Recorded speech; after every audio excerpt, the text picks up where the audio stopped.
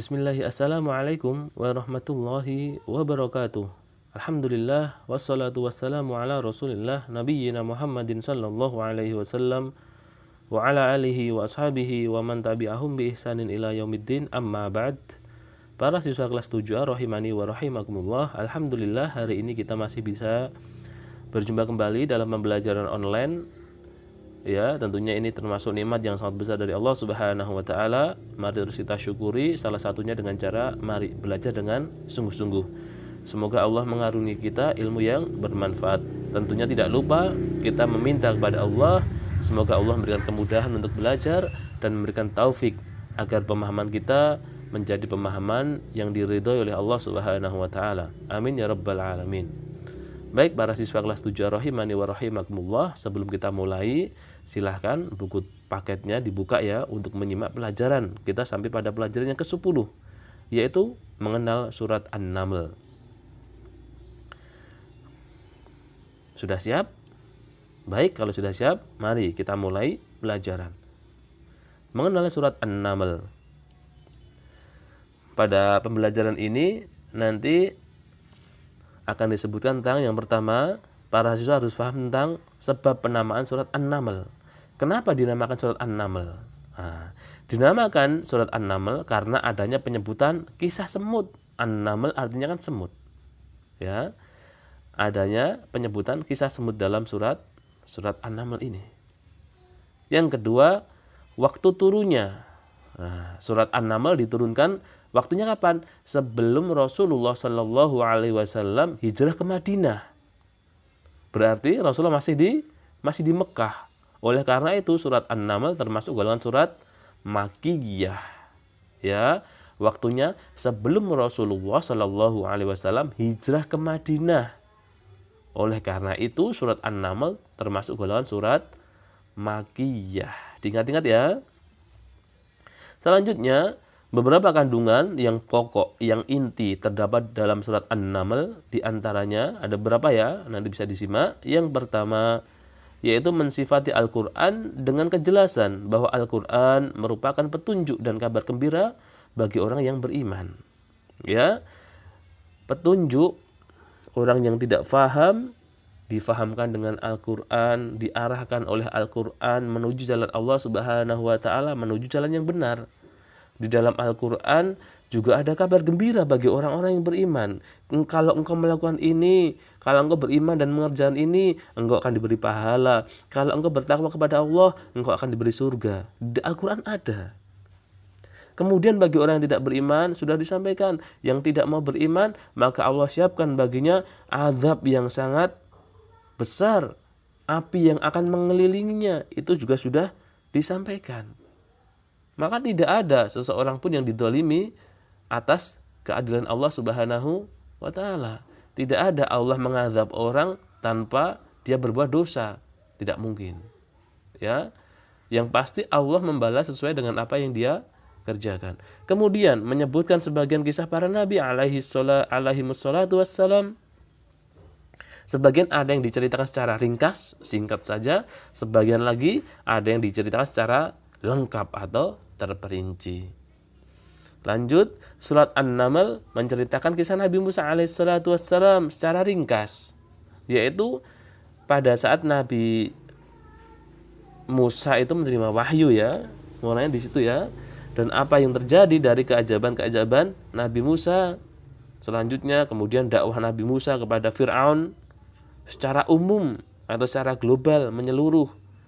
Jadi tidak detail dan menceritakan tentang penentangan Fir'aun terhadap dakwah Nabi Musa. Itu 3 ya, mensifati Al-Quran dengan kejelasan, menyebutkan kisah para nabi, baik ada yang secara ringkas ataupun ada yang secara terperinci. Yang kedua, salah satu yang disebutkan adalah kisah Nabi Musa yang disebutkan secara ringkas saja. Selanjutnya kita lanjutkan, surat An-Naml menyebutkan secara terperinci kisah Nabi Sulaiman alaihissalatu wassalam dan apa yang Allah berikan kepadanya dari berbagai kenikmatan yang besar, dan apa yang Allah khususkan untuk Nabi Sulaiman dari keutamaan yang besar, yaitu penggabungan antara kenabian dan kekuasaan. Juga kisah Sulaiman dengan semut, kemudian dengan Hudhud, dan kisah Nabi Sulaiman dengan Ratu Bilqis, penguasa negeri Sabah. Selanjutnya yaitu surat An-Naml juga menyebutkan kisah Nabi Soleh alaihi salatu wassalam dengan kaumnya. Siapa kaum Nabi Soleh? Yaitu kaum Thamud. Sering ya kita dengar dalam Al-Quran tentang Thamud. Kaum Thamud itu siapa? Kaum yang paling keras dan paling kuat dalam mendustakan para nabi. Mereka mengetahui kebenaran, tetapi mereka mengingkarinya. Ya, jadi mereka itu tahu kebenaran yang dibawa Nabi Soleh itu benar, tapi mereka tidak mau. Beberapa ayat dalam Al-Quran, yaitu dalam surat An-Naml menyebutkan tentang 9 orang yang berusaha ingin membunuh Nabi Soleh. Maka Allah menghukum mereka dan menghancurkan rumah-rumah mereka, serta menyelamatkan Nabi Soleh alaihissalatu wassalam dan orang-orang yang beriman kepada Nabi Allah dan yang dibawa oleh Nabi melalui perantara Nabi Soleh. Selanjutnya, yang terakhir dari surat An-Naml tentang kisah para nabi, Allah Subhanahu wa taala menutup dengan kisah Nabi Lut alaihissalatu wassalam. Yaitu Nabi Lut diutus kepada kaum yang rusak akhlaknya. Kenapa rusak dan terbalik fitrahnya? Kenapa rusak? Mereka suka berzina. Terbalik fitrahnya, berzina bukan dengan laki-laki dengan tidak dengan perempuan, tapi laki-laki dengan laki-laki. Bayangkan, berzina laki-laki dengan laki-laki. Mereka meninggalkan apa yang dihalalkan untuk mereka, yaitu menikahi wanita-wanita. Mereka tidak mau. Mereka sudah siap untuk menikah, diberi perintah nikahilah dengan seorang wanita, tidak mau. Mereka pilih menikah dengan seorang laki-laki. Kan lucu. Makanya mereka terbalik fitrahnya. Dan melakukan kekejian dengan laki-laki, berzina dengan laki-laki. Maka Lut alaihissalatu wassalam melarang mereka. Nabi Lut diutus untuk melarang dosa-dosa mereka. Dosa-dosa yang besar itu. Dosa zina laki-laki dengan laki-laki lebih besar daripada laki-laki zina dengan perempuan. Tapi bukan berarti kalau gitu zina laki-laki dan perempuan, tidak. Dua-duanya termasuk dosa besar. Tapi zina laki-laki dengan laki-laki itu dosanya lebih besar. Tetapi mereka tidak mau, tidak berhenti dengan apa yang mereka perbuat. Sehingga Allah Subhanahu wa taala menghukum mereka disebabkan perbuatan mereka. Dan yaitu dengan cara ditimpakan hujan batu kepada mereka. Ya, kaum Lut itu ditimpakan hujan batu oleh Allah Subhanahu wa taala. Batu tersebut menghancurkan mereka semua. Tidak ada satupun yang tersisa. Bahkan termasuk istri Nabi Lut alaihissalatu wassalam. Yang istri Nabi Lut itu berkhianat.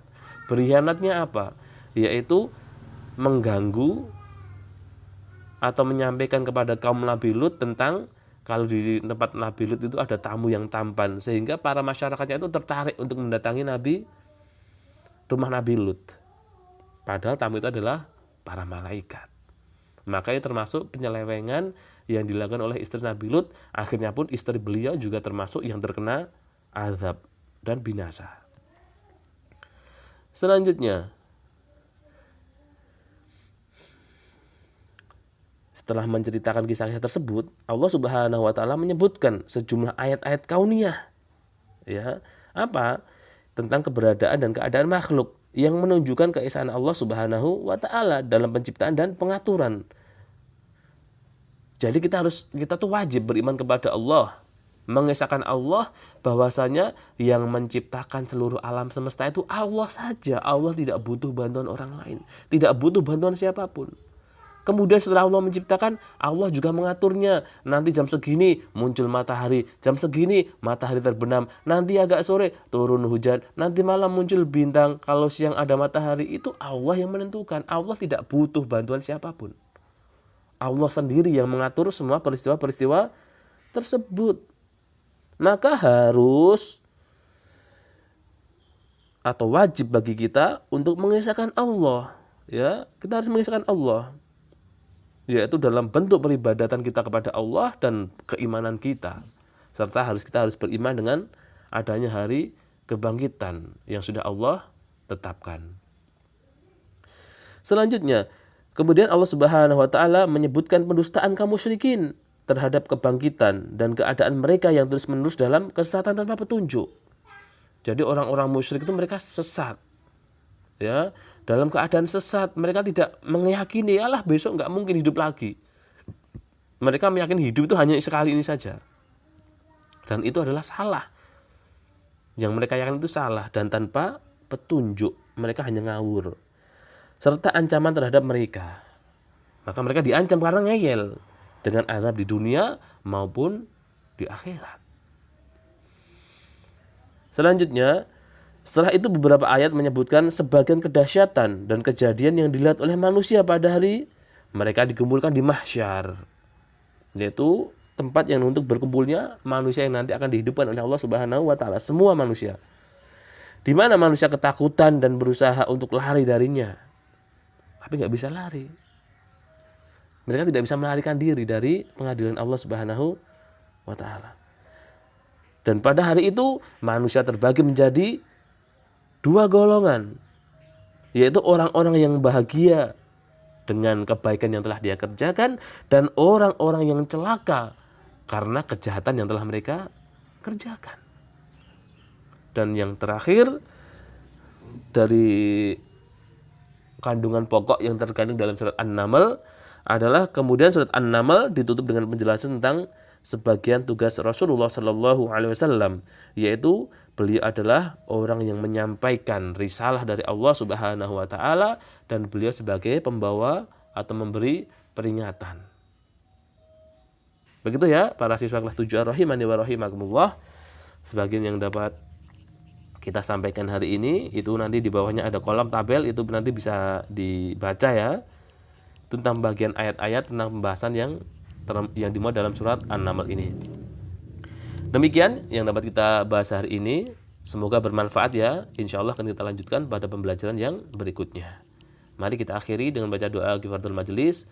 Subhanakallahumma wa bihamdika asyhadu an la ilaha illa anta astaghfiruka wa atubu ilaik.